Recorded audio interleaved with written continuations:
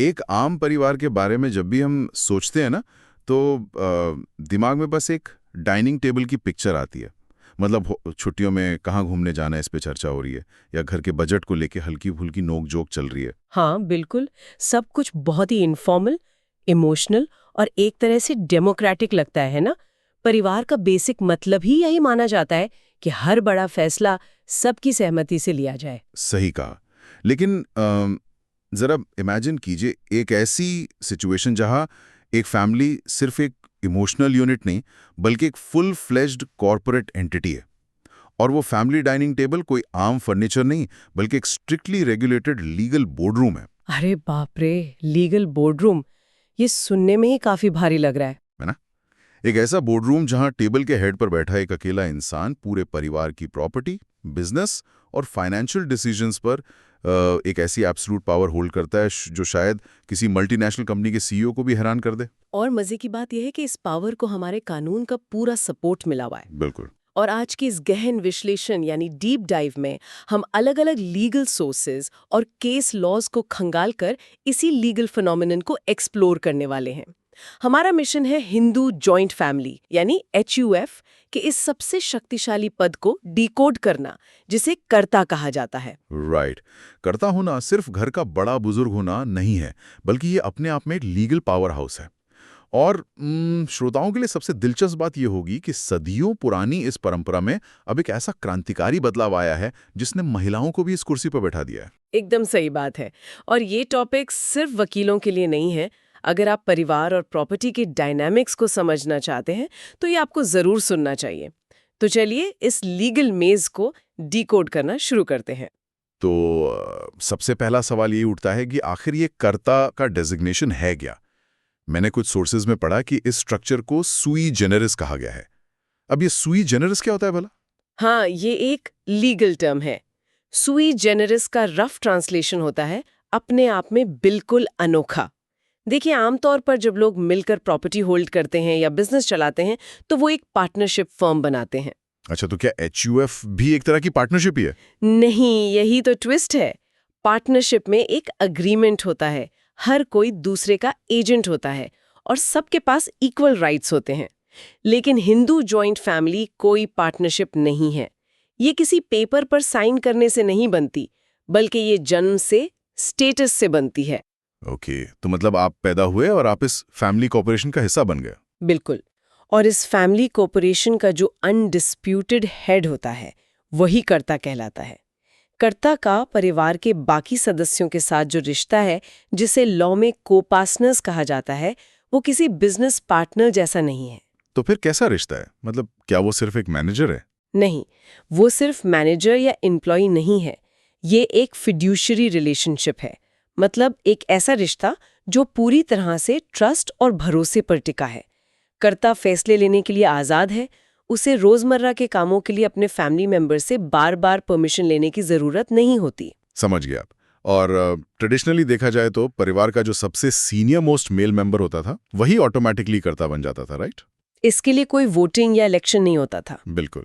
जैसे ही senior mail की death हुई, नेक्स्ट सीनियर मोस्ट मेल अपने आप कर्ता की पोजीशन ले लेता था। लेकिन एक मिनट, सोचिए, अगर एक ही इंसान के पास पूरे परिवार के पैसों और फैसलों का टोटल कंट्रोल हो और उसे किसी से पूछना ना पड़े, तो क्या ये एक डिक्टेटरशिप नहीं बन जाएगी? बाहर से देखने पर ऐसा लग सकता है, लेकिन लॉ ने इस डिक्टेटरशिप को चेक में रखने के लिए रूल्स बनाए हैं और इसके कुछ बहुत ही दिलचस्प एक्सेप्शंस भी हैं। हमने कहा कि सबसे बड़ा पुरुष ही कर्ता होता है, पर क्या हमेशा ऐसा होता है? हाँ, ये मैं भी पूछने वाला था। क्या कोई जूनियर मेंबर कर्ता बन सकता है? हाँ, बिल्कुल बन सकता है।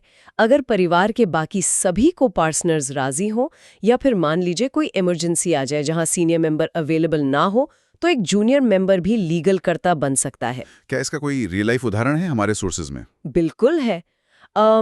Nopani investments private limited versus Santokh Singh का केस इसका क्लासिक एग्जाम्पल है। इसमें बड़ा भाई जो ऑफिशियली करता था, वो इंडिया छोड़कर UK में शिफ्ट हो गया था। अच्छा, तो फिर इंडिया की प्रॉपर्टी कौन संभाल रहा था? वही तो मुद्दा था। UK में बैठकर इंडियन कोर्ट्स और टेनेंट्स को मैनेज करना इम्पॉसिबल था। तो उसके छोटे भाई ने कर्ता की तरह काम करना शुरू किया और एक किराएदार को निकालने के लिए कोर्ट में केस कर दिया। और मुझे यकीन है किराएदार ने इसका फायदा उठाने की कोशिश की होगी। एकदम सही पकड़ा आपने।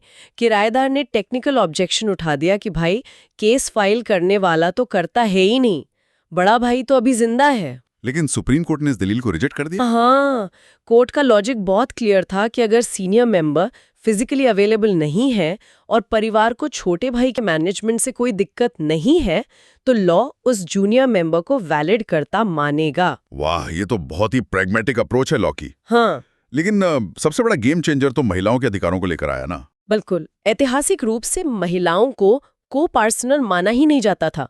उन्हें सिर्फ मेंटेनेंस और शादी के खर्चे का हक था, और जब वो को पार्टनर ही नहीं थी तो कर्ता बनने का सवाल ही नहीं उठता था। फिर 2005 में वो ऐतिहासिक अमेंडमेंट आया, Hindu succession amendment act, right, जिसने बेटियों को जन्म से ही बेटों के बराबर अधिकार दे दिए। हाँ, और इसी ने एक नया लीगल ग्रे एरिया बना दिया।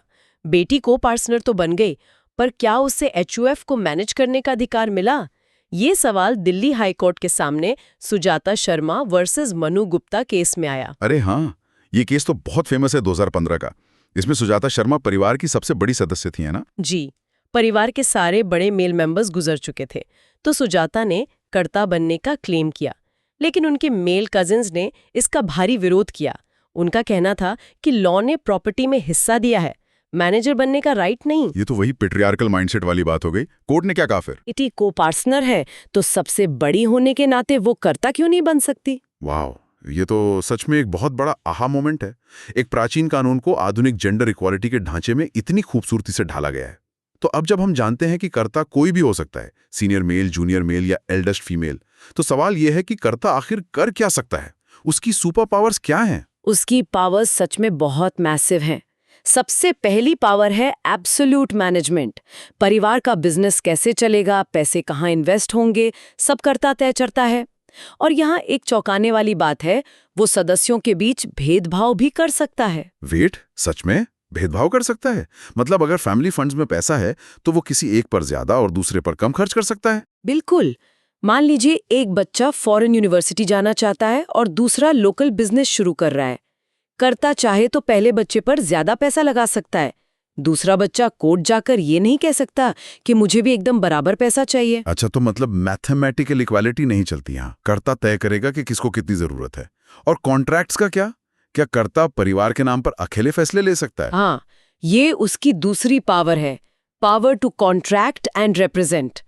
कर्ता परिवार के नाम पर लोन ले सकता है और उसका साइन पूरे परिवार पर बाइंडिंग होता है। बाप रे! और क्या वो बिना किसी की परमिशन की प्रॉपर्टी भी बेच सकता है? मतलब ये तो सबसे खतरनाक पावर लग रही है मुझे। इसे पावर ऑफ एलियनेशन कहते हैं। और हाँ, कर्ता बिना बाकी मेंबर्स की सहमति के जॉइंट फैमिली प्रॉपर्टी बेच सकता है। लेकिन यहाँ कानून ने 3 बहुत ही कठोर शर्तें लगा दी हैं। Thank God. मुझे तो लगा था कर्ता किसी भी दिन परिवार को सड़क पर ला सकता है। वो 3 शर्तें क्या हैं? पहली शर्त है लीगल नेसेसिटी, जिसे आपातकाले कहा जाता है। मतलब कोई बहुत बड़ी मजबूरी, जैसे परिवार पर बड़ा कर्ज हो, किसी का इलाज करवाना हो या कोई कोर्ट केस चल रहा हो। समझ गया। इसके बारे में मैंने केस पढ़ा था, देव किशन वर्सेस राम किशन का। उसमें कर्ता ने अपनी नाबालिग बेटियों की शादी के लिए प्रॉपर्टी बेच दी थी, राइट? हाँ, बिल्कुल सही। कर्ता ने कोर्ट में दलील दी कि शास्त्रों के हिसाब से कन्यादान करना एक लीगल नेसेसिटी है, लेकिन कोर्ट ने इस सेल को रद्द कर दिया। अरे, रद्द क्यों कर दिया? शादी तो एक वैलिड रीजन लगता है। क्योंकि वो बेटियां नाबालिग थीं और भारत में बाल विवाह एक अपराध है। कोर्ट ने साफ कहा कि किसी जुर्म को अंजाम देने के लिए प्रॉपर्टी बेचना लीगल नेसेसिटी नहीं हो सकता। बहुत ही लॉजिकल है। और दूसरी शर्त क्या है? दूसरी शर्त है बेनिफिट ऑफ एस्टेट, यानी कुटुंबार्थ है। जरूरी नहीं कि कोई मजबूरी ही हो। अगर प्रॉपर्टी बेचने से परिवार का कोई स्पष्ट फायदा हो रहा हो तो भी कर्ता उसे बेच सकता है, जैसे बंजर जमीन बेचकर कमर्शियल दुकान लेना। अच्छा, लेकिन मान लीजिए किसी ने हमारी पुश्तैनी जमीन के लिए बहुत बढ़िया दाम ऑफर किया, तो क्या सिर्फ अच्छा प्रॉफिट कमाना बेनिफिट ऑफ एस्टेट माना जाएगा? नहीं। बाल मुकुंद वर्सेस कमलावती केस में सुप्रीम कोर्ट ने यही तो साफ किया था। परिवार आराम से रह रहा था, पैसों की कोई जरूरत नहीं थी। कर्ता ने सिर्फ अच्छे दाम के लालच में सौदा कर लिया और कोर्ट ने उसे रोक दिया? बिल्कुल। कोर्ट ने कहा कि सिर्फ अच्छा प्रॉफिट मिलना बेनिफिट ऑफ एस्टेट नहीं है। असल में संपत्ति या परिवार का कोई ठोस फायदा होना चाहिए। पुश्तैनी जमीन कोई शेयर बाजार का स्टॉक नहीं है। क्या बात है। और तीसरी शर्त क्या है? तीसरी शर्त है इंडिस्पेंसिबल ड्यूटीज यानी धर्मार्थे, जैसे अनिवार्य धार्मिक कार्य, श्राद्ध या अंतिम संस्कार वगैरह। लेकिन यहाँ एक चीज मैं ऐड करना चाहूंगा, जो भी इंसान ये प्रॉपर्टी खरीद रहा है यानी अलीनी, ये उसकी जिम्मेदारी है कि वो साबित करे कि कर्ता ने प्रॉपर्टी इन्हीं 3 वजहों से बेची है। हाँ, बर्डन ऑफ प्रूफ खरीदार पर ही होता है। उसे प्रॉपर इंक्वायरी करनी होती है। अगर वो बिना सोचे समझे खरीदता है तो बाकी सदस्य कोर्ट में उस सेल को चुनौती दे सकते हैं। इतनी सारी पावर सुनकर तो लगता है कि कर्ता अपनी मर्जी का मालिक है। लेकिन अब हम आते हैं महाशक्तियों पर लगी लगाम पर। इसकी ड्यूटीज और लायबिलिटीज क्या है? सबसे बड़ी ड्यूटी है लायबिलिटी टू मेंटेन। कर्ता की कानूनी जिम्मेदारी है कि वो परिवार के हर सदस्य का भरण पोषण करे, रोटी, कपड़ा, मकान सब सुनिश्चित करे। अगर वो ऐसा नहीं करता तो उस पर केस किया जा सकता है। और मैंने सुना है कि वो कोई नया बिजनेस भी अपनी मर्जी से शुरू नहीं कर सकता। बिल्कुल, वो पुश्तैनी बिजनेस को बढ़ा सकता है, लेकिन परिवार की संपत्ति को जोखिम में डालकर बिना बाकी सदस्यों की मर्जी के कोई बिल्कुल नया हाई रिस्क बिजनेस शुरू नहीं कर सकता। और हिसाब किताब का क्या सीन है? मतलब क्या उसे हर महीने बाकी मेंबर्स को अपनी बैलेंस शीट दिखानी पड़ती है? यही तो इस लॉ का सबसे दिलचस्प हिस्सा है। जब तक परिवार साथ है, कर्ता को पाई पाई का हिसाब रखने या दिखाने की कोई कानूनी जरूरत नहीं है। लॉ यहाँ ट्रस्ट पर चलता है। वेट, कोई भी मेंबर उससे हिसाब नहीं मांग सकता? ये तो बहुत बड़ी आजादी है। हाँ, लेकिन जैसे ही कोई सदस्य पार्टीशन या बंटवारा मांगता है, सिचुएशन पलट जाती है। बंटवारे के वक्त कर्ता को जो भी प्रॉपर्टी मौजूद है उसका पूरा हिसाब टेबल पर रखना पड़ता है। और अगर बंटवारे के वक्त पता चले कि कर्ता ने पैसों में हेराफेरी की है या कोई फ्रॉड किया है, तब क्या होगा? तब उसे छोड़ नहीं दिया जाएगा। अगर फ्रॉड साबित होता है तो कर्ता व्यक्तिगत रूप से जिम्मेदार होगा और उसके पर्सनल शेयर से नुकसान की भरपाई की जाएगी। वाह, इस पूरे विश्लेषण को समेटते हुए मैं यही कहूंगा कि कर्ता का पद एक अथॉरिटी और जिम्मेदारी का बेहतरीन कॉम्बिनेशन है। बिल्कुल, चाहे आप खुद किसी HUF का हिस्सा हो या सिर्फ भारतीय कानूनी व्यवस्था के विकास को समझ रहे हो, ये जानना बहुत जरूरी है कि कैसे एक पारंपरिक ढांचा आज के मॉडर्न और जेंडर इक्वल अधिकारों के साथ कदम मिलाकर चल रहा है। बिल्कुल सही। और आज की इस डीप डाइव को खत्म करने से पहले मैं एक बहुत ही प्रोवोकेटिव थॉट आपके सोचने के लिए छोड़ता हूं। आज के समय में जब एक बेटी कर्ता बनती है और शादी के बाद अपने पति के घर चली जाती है, जो कि एक अलग जॉइंट फैमिली हो सकती है, ये एक बहुत ही प्रैक्टिकल सिचुएशन है आजकल। तो ऐसे में वो अपनी पुरानी पेरेंटल HUF के मैनेजमेंट और अपनी नई मैट्रिमोनियल जिंदगी के बीच शारीरिक और कानूनी रूप से कैसे संतुलन बनाएगी?